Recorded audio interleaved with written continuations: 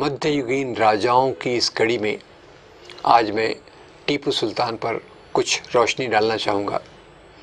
पिछले कुछ सालों से भारत में हर साल जब टीपू जयंती आती है तो उनके समर्थन में, उनके विरोध में कई लोग खड़े हो जाते हैं।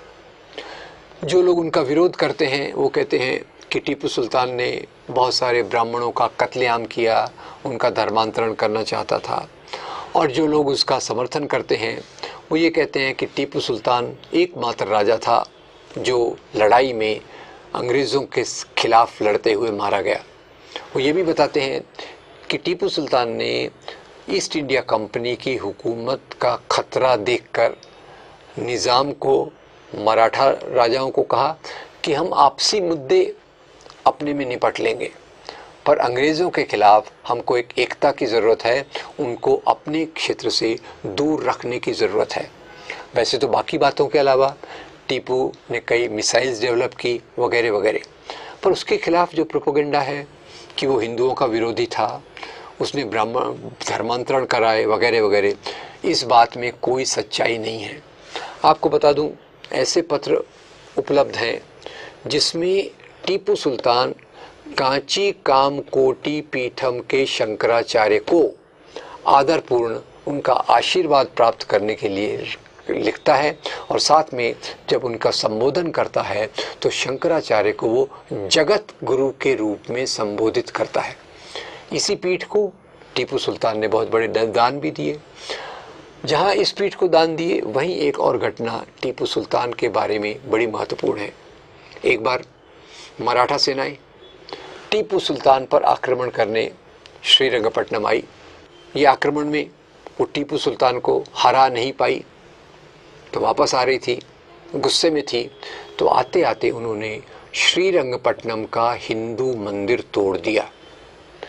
टीपू सुल्तान इस मंदिर का संरक्षक, चीफ ट्रस्टी था, उसने इस मंदिर की मरम्मत कराई।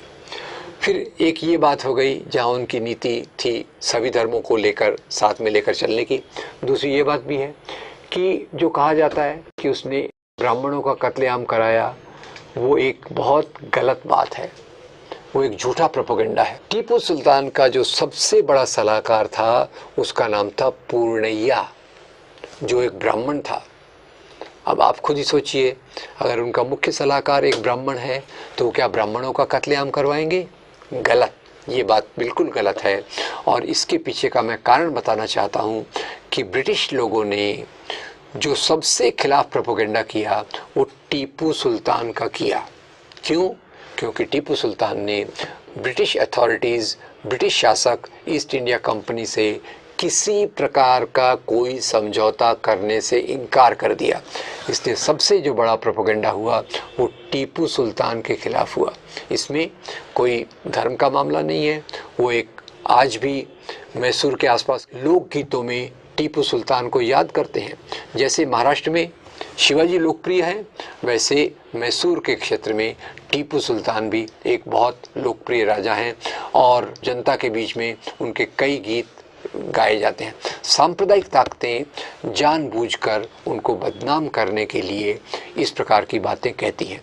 यहाँ आपको एक और याद दिलाना चाहता हूँ कि कर्नाटक के एक बहुत बड़े कलाकार गिरीश कर्नाड, उनका कहना है कि टीपू सुल्तान अगर हिंदू होते तो कर्नाटक में उनकी वही जगह होती जो महाराष्ट्र में शिवाजी की है। क्योंकि वो मुसलमान हैं इसलिए सांप्रदायिक तत्व उनके खिलाफ खड़े होते हैं। गिरीश कर्नाड ने तो यहाँ तक कहा कि बेंगलोर एयरपोर्ट का नाम टीपू सुल्तान के नाम पर रखा जाना चाहिए। खैर, ये सांप्रदायिकता के ज़माने में जहाँ सांप्रदायिकता मजबूत हो रही है उस समय इस प्रकार की चीज़ों की उम्मीद रखना तो मेरे ख्याल से कोई सही उम्मीद नहीं है। पर जो भी हो, टीपू सुल्तान को एक ऐतिहासिक परिप्रेक्ष्य में देखने की ज़रूरत है कि वो राजा जिसने ब्रिटिश का खतरा पहचाना, वो राजा जो ब्रिटिशों के खिलाफ लड़ा और उन्हीं के खिलाफ लड़ते लड़ते मारा गया। धन्यवाद।